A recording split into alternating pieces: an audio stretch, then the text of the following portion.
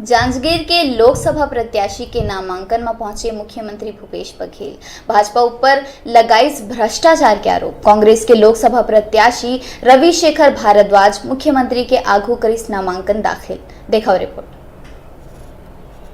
मुख्यमंत्री भूपेश बघेल भाजपा सरकार समेत केंद्र सरकार ऊपर तीखा तेवर दिखाईस। कहीस 15 साल के शासन में उमन सिर्फ प्रदेश के जनता ला लूटे है। कबू किसान मन के बारे में नहीं सोचिस, कबू युवा मन के बारे में भी नहीं सोचिस।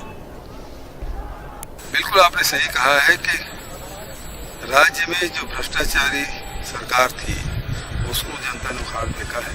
अब केंद्र की बारी है, क्योंकि जितने भी भ्रष्टाचार में विदेश में जिन्होंने काला धन जमा किया था उसका लिस्ट तो जारी नहीं किया।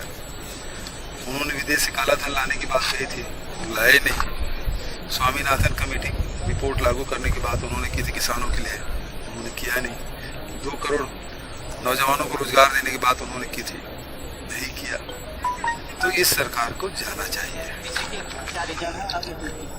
देखिए, नरेंद्र मोदी जी 2014 के चुनाव में आए थे तो चाय वाले बन गए थे, लेकिन उसके केटली से किसी ने चाय पी है?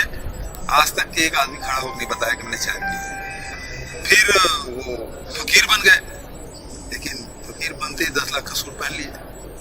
फिर उनके जो भोजन है उसकी चर्चा होती है, कहाँ कहाँ से मशरूम आता है, कहाँ से नाश्ता आता है, करोड़ों रुपये खर्चा होता है। फिर ऐसे फकीर जो पूरे दुनिया घूम लिया, 2000 करोड़ रुपये फूक दिया। ऐसे फकीर जो 4600 करोड़ रुपए विज्ञापन में फूक दिया।